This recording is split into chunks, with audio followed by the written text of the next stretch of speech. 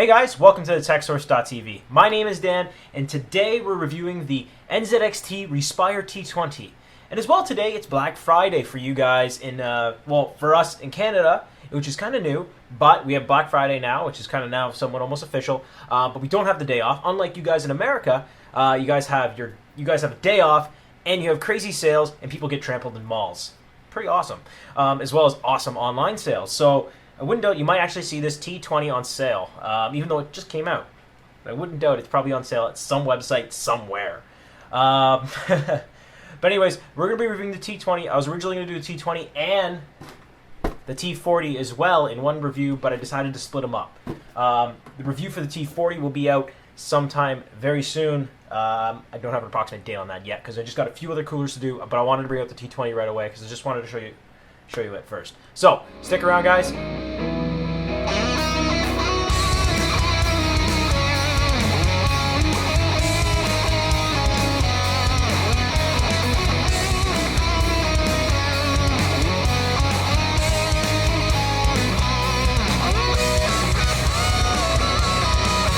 Nzxt Respire T20. So I'm going to go over a few of the specs of the cooler first, and then after we'll get into a little more things on how I test and info about the test bench and all that kind of cool stuff. So first off, some cool specs about the cooler. So the cooler uses a 120 millimeter fan.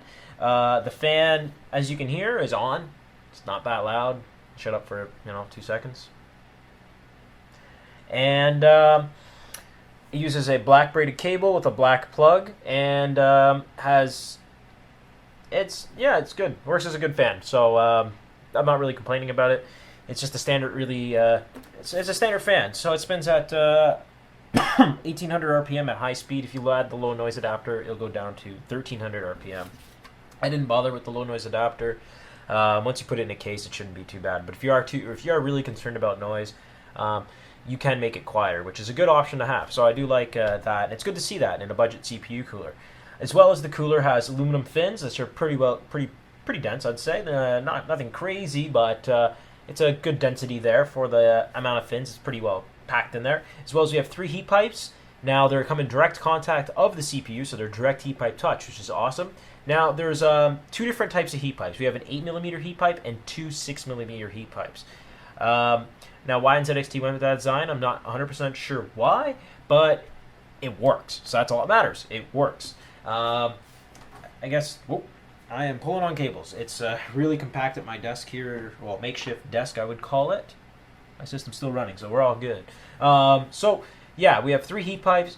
2 are 6mm, 1 is 8mm. It pretty much just helps really move the heat around better. So I guess with that, you got a bit more compact design. You still get the benefits of larger heat pipes. Moving on down to the mounting system, it's a really good mounting system. And just quickly, I want to show you guys the CPU bracket. So this is the CPU bracket that goes on behind your motherboard. It's pretty nice. So this side's your AMD side. You flip it around, you get Intel side. So it's one bracket, you get both, which is nice. So you don't have to fumble around for 20 million different parts. Installation was easy. The instructions were clear. And holds the CPU down relatively firm. It's not like it's going anywhere. And if you move your PC to a LAN, you don't have to worry about it ripping off the motherboard or anything like that, because it's not a crazy heavy CPU cooler. It's actually very light and small, which is nice. So that's good. And compatibility with a whole bunch of different sockets is amazing. You get, for Intel, let's stick with the Intel side first. So we got 2011, 1366, we have 1156, 1155, and 775. Now that's awesome. So that's pretty much you're covered for all current Intel sockets and even some older ones, considering 1366 and 775 and 1156. As well as you're good for on the AMD side with AMD FM1 and 2 and AMD AM2, 3, and that's also covering AM2 Plus and AM3 Plus as well. So that's really good. So you're covering a whole bunch of CPUs going from i5s to i7s to Core 2 Quads, Core 2 Quad Extremes, Intel Pentium dual cores, P4s, and as well as AMD Athlons, Phenoms, and FX series chips, and the APU lineup as well. So that's really and here's a fun one, and Semprons, yeah. The box just says that, and I just saw that in the corner of my eye, so I had to say that. That's just I haven't used the Sempron in ages. I don't even think they don't even make them anymore because they just suck that much. So that's good. And another really cool thing about the CPU cooler is it's $29 MSRP. Now that's what the press release says. When you go to your store, it should be around the same price, I hope. And I know here in Canada, stores have the tendency of marking things up $5 to $10, which kind of sucks.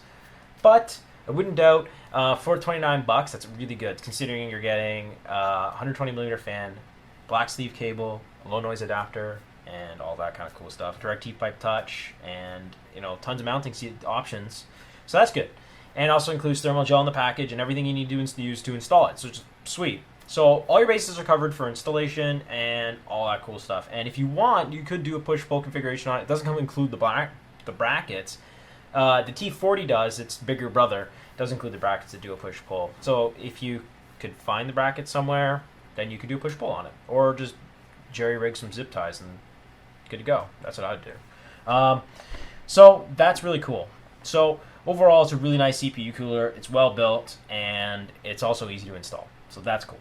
Now let's go down to my test. Let's go down to the test rig we have here. So our test rig, let's go over the parts. We have a MSI Z77 GD65 motherboard. I found it's a pretty good motherboard. Works fine for our purposes.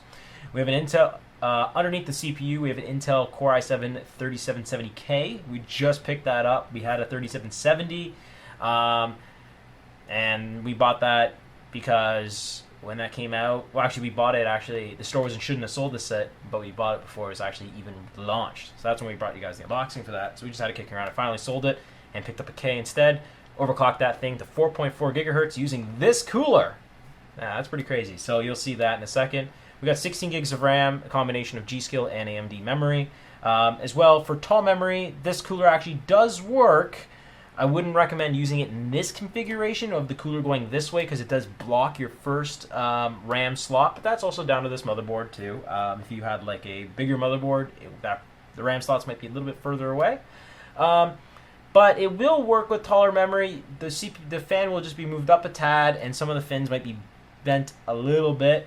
I would recommend turning the cooler so the fan is blowing this way, so the cooler is turned 90 degrees from the way I have it, and you can mount it with any memory. It doesn't matter how tall it is or if it's water cooled or whatever you're doing with it. Yes, I'm gonna water cool only my memory and nothing else. I want to see someone do that. So yes. This will work with any type of RAM as long as you mount it this way and you have your fan. Actually, it doesn't matter which side you have the fan, so it'll clear fine. So you're good for that. You're clear for RAM. You don't have to worry about it blocking video cards. The reason why I have my video card down one slot, it's just easier to get to all the screws and stuff. Because I'm swapping out CPU coolers, it just makes life so much easier for me. So that's good. We also have an ATI 5850 video card. Nothing special. It's pretty old. And a 1200 watt CPU, PSU, and a 1 terabyte WD black drive. So that's that. For testing the CPU and loading it up, we use Prime 95 to do all our CPU load testing, as well as the onboard motherboard temperature sensors. And it has a tool built into on the MSI motherboard, so it's like the Click 2 BIOS. It actually tells you the temperature and shows you the BIOS within Windows, which is nice. So that's how I got all my CPU temperatures. I find it pretty accurate, so that's not bad. So let's go ahead. I'm going to show you guys the results and some of the CPU coolers I tested against.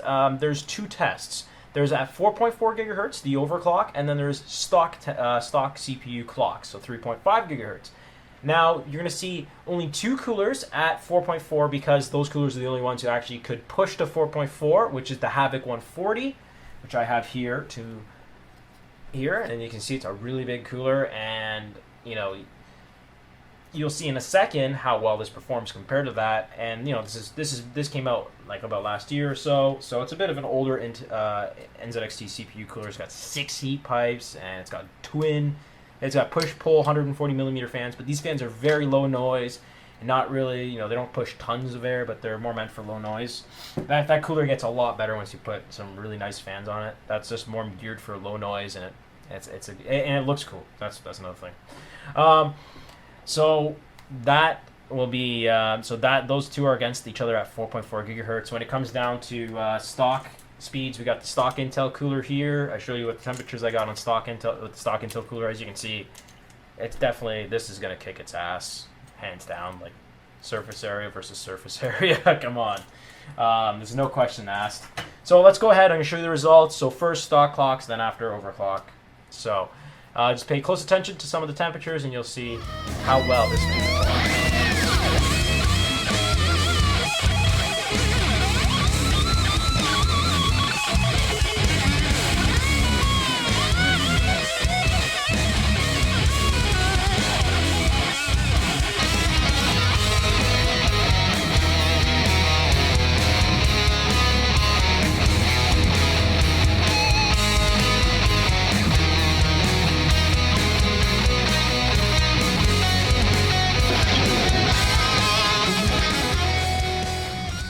All right, so the results. I'm going to quickly talk over the results. Let's flip over to my Excel sheet I have here with the overclocked results. Now, as you guys saw, and in your comments, leave below what you think. I'm going to quickly say I repeated every test 3 times. Took the CPU cooler off, cleaned the thermal gel off the CPU, cleaned the thermal gel off the cooler, applied new thermal gel, put it back on, redid the test.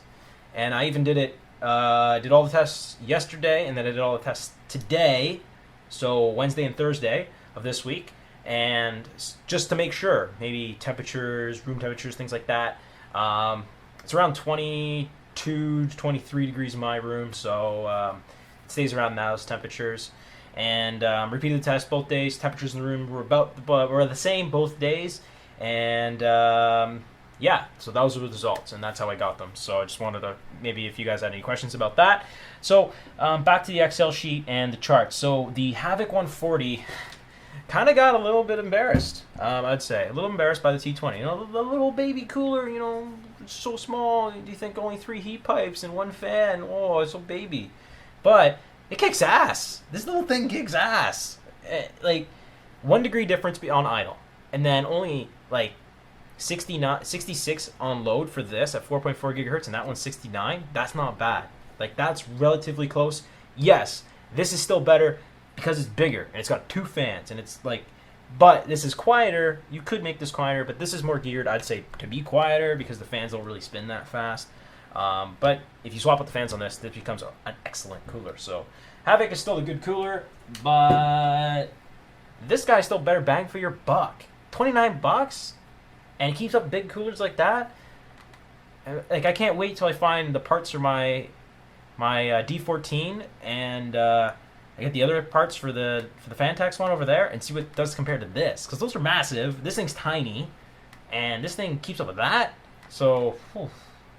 And as well for a stock Intel cooler, if you're just wondering, 33 and 68. Now, as you already saw that, and it does 26 and 57. So that's a huge drop. So even if you're not overclocking, you're getting a big performance increase in lower temperatures, which is awesome. And that's going to help with longevity the life of your CPU. So that's cool.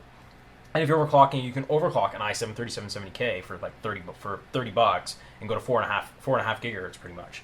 That's sweet. So, what do we think about this? It's like kind of like, whoa. For me, my mind's just kind of going, oh my god. The T20, for me, it's just like, holy. The amount of bang for your buck you're getting and what you get in the package and how easy it is to install, and overall, it's just an amazing CPU cooler. So if you are looking for a CPU cooler that is inexpensive, not going to break the bank, honestly, look at the T20. You cannot go wrong with this. I would say this would be my new recommendation for a budget-friendly CPU cooler, replacing your stock Intel cooler. And the bonus is you can do push-pull if you want, and it has a good fan on it, and you can easily replace it with a better fan. And it comes with a low noise adapter, so that's good too. So you can make it really quiet if you want that.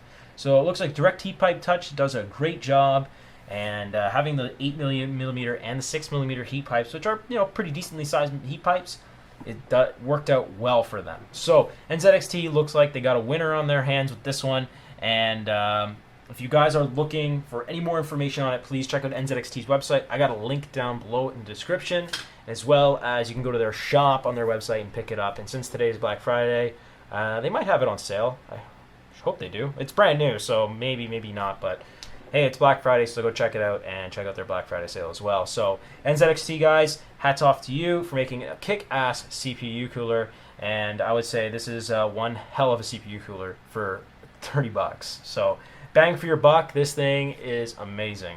So, as always, guys, please remember to subscribe to our YouTube channel. Follow us on Twitter, which is at TTechSource. Like us on Facebook, which is The Tech Source. And also check out our website, thetechsource.tv, which is pretty much just kind of a blog of our website. But if you just need an easy way to see what's new, you can go there. So, cool. That's that. And Dave will be back on Sunday. So, there you guys go. Dave will be back. He's not gone. I have not ditched him, so don't worry. He'll be back. He was just gone for a while in a country, but he's back on Canadian soil, so I'm happy to hear that. So we see you guys next time on TechSource.tv.